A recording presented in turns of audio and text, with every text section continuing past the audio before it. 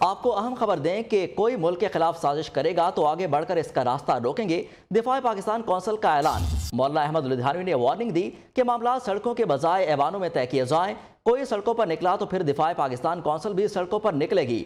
ہم سڑکوں پر نکلے تو ممی ڈیڈی برگر کھانے والے راستہ نہیں روک سکیں گے۔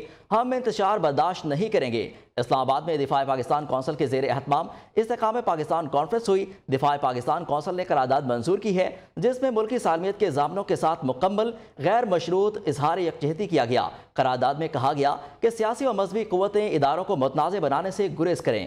مزید تفصیلات اس رپورٹ میں۔ ہم نے وہاں یہ پیغام دیا تھا، کوئی ملک دشمن میلی آنکھ سے پاکستان کو دیکھے گا، پاکستان کی دینی مذہبی سیاسی قوتیں میدان میں ہوں گی اور اس کا راستہ روکنے کے لیے ہم اس کو وہ مزہ چکھائیں گے کہ اس کی آنے والی نسلیں یاد رکھیں گی۔ دنیا نے دیکھا ہم نے ان کے عزائم کو ناکام کیا اور تاریخ ساز لاکھوں کی اجتماع میں ہونے والے اجتماعات کے اوپر اس وقت کی سیاسی جماعتیں پریشان ہو گئی تھیں۔ یہ ایک تیسری قوت میدان میں نکل کر کے آ رہی ہے۔ میں بڑا تفصیل میں نہیں جانا چاہتا، اس وقت بھی حالات وہی بنے ہوئے ہیں پاکستان میں جو 2012 میں تھے۔ اس وقت بھی ملک کو خطرات تھے، آج بھی ملک ایک خطرے میں گرا ہوا ہے۔ لوگوں کی نظریں اٹھی ہوئی تھی، کون اٹھے گا، کون نکلے گا جو ان ملک دشمن قوتوں کا راستہ روکے گا۔ اللہ ہم تیرا بھی شکریہ ادا کرتے ہیں اور میں ان علماء کرام کا، ان دفاع پاکستان کے قائدین کا دل کی گہرائی سے شکریہ ادا کرتا ہوں۔ تم نے آج کے دن کا وہ انتخاب کیا کہ آج 17 رمضان المبارک ہے۔ 1450 سال قبل یہی تاریخ تھی جب پہلی اسلام اور کفر کی جنگ ہوئی تھی۔ دنیا نے دیکھا تھا مسلمان بظاہر اسباب کے لحاظ سے، تعداد کے لحاظ سے کم تھے، 313 ہزاروں سے ٹکرائے تھے۔ ادھر اسباب تھے، ادھر مسبب الاسباب تھے۔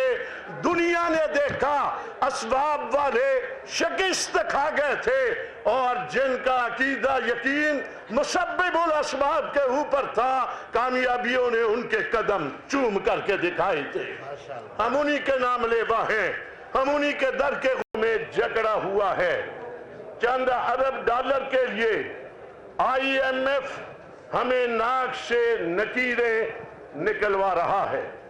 دشمن عالمی طاقتیں پاکستان کی کمزور معاشی حالت سے لطف اندوز ہو رہی ہیں اور ہمارے ملک کے چند کردار ان کے ہاتھ کا کھلونا بنے ہوئے ہیں۔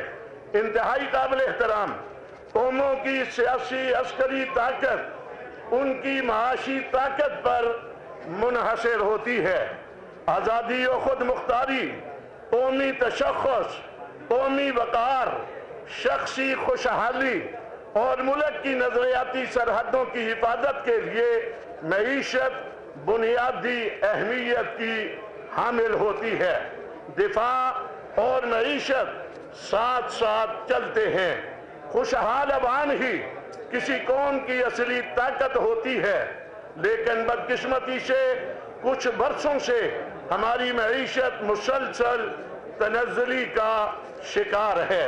تمام منفی معاشی اشاروں کے باوجود اگر یہ ملک چل رہا ہے تو اسے اللہ کے خصوصی فضل اور عوامی استقامت کا پھل سمجھنا چاہیے۔ ملک کے سیاسی کردار، ملک کی ابتر معاشی صورتحال، ناانصافی، دہشت گردی، دنیا میں بدلتے ہوئے تقاضوں کو نظر انداز کر کے صرف اپنے سیاسی فوائد کے حصول کے لیے مصروف عمل ہیں اور ملکی سالمیت داؤ پہ لگا رکھی ہے۔ پروپیگنڈا، میڈیا بھر کے ذریعے جھوٹ فساد پھیلایا جا رہا ہے جس سے ملک میں انتشار بڑھتا جا رہا ہے. یوں سمجھ لیں آج ملک میں ذاتی سیاست کے لیے ریاست اور پوری قوم کو قربان کیا جا رہا ہے جو اس فورم کو کسی صورت بھی قبول نہیں ہے. سیاسی فرقہ واریت فساد کی شکل اختیار کر چکی ہے جس کی وجہ سے قوم تقسیم کا شکار ہے. سیاست کو دشمنی کا رنگ دیں گے تو ایسا طوفان برپا ہوگا جس سے پورا سسٹم تباہ و برباد ہو جائے گا. معیوب زبان یہ مہربانی کر کے ذرا خاموشی اختیار کریں. ابھی تقریباً 9 منٹ باقی ہیں. سب کو افطاری ملے گی انشاءاللہ تعالیٰ. یہ مہربانی کر کے میرے خیال میں قائد محترم خطاب کر رہے ہیں اور ڈسپلن کا مظاہرہ بڑا ضروری ہے. بہت شکریہ. شکریہ آپ کا. سیاست کو دشمنی کا رنگ دیں گے تو ایسا طوفان برپا ہوگا جو پورے سسٹم کو تباہ و برباد کر دے گا. معیوب زبان، گالی گلوچ اور بلا تحقیق تنقید نہ ہی اسلامی تعلیمات ہیں اور نہ ہی مشرقی روایات کی امین ہیں. سوشل میڈیا کے ذریعے منظم پروپیگنڈا کر کے حقائق کو مسخ کیا جا رہا ہے. قوم کی اخلاقی تباہی معاشی تباہی سے بھی خوفناک ہے مگر اس کا ہمیں ادراک نہیں ہے.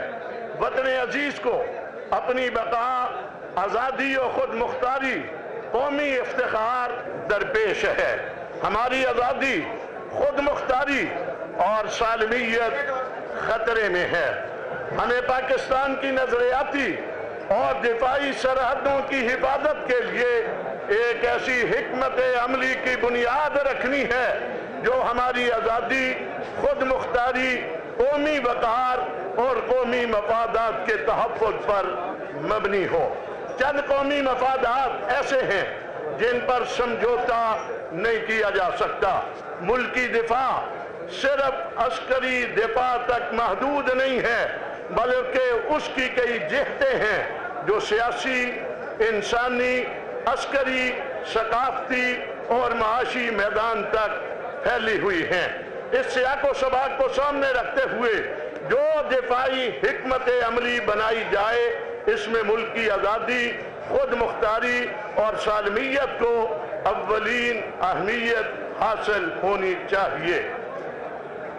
قومیں اپنے رہنماؤں کی پیروی کرتی ہیں لیکن افسوس کہ دور حاضر میں وہ سیاسی لیڈر افق پر نظر آتے ہیں جن کی نگاہیں آنے والے الیکشنوں پر ہوتی ہیں نہ کہ آنے والی نسل پر. سیاستدانوں کو صرف اور صرف قوم اور ملک کا مفاد پیش نظر رکھنا چاہیے. اسی صورت میں ہی ملک ترقی خوشحالی سے ہمکنار ہو سکتا ہے اور اس سے سماجی سطح پر جو مثبت اثرات سامنے آئیں گے اس سے یقیناً جمہوری نظام بھی مضبوط ہوگا جس میں تمام سیاسی جماعتوں کا فائدہ ہے.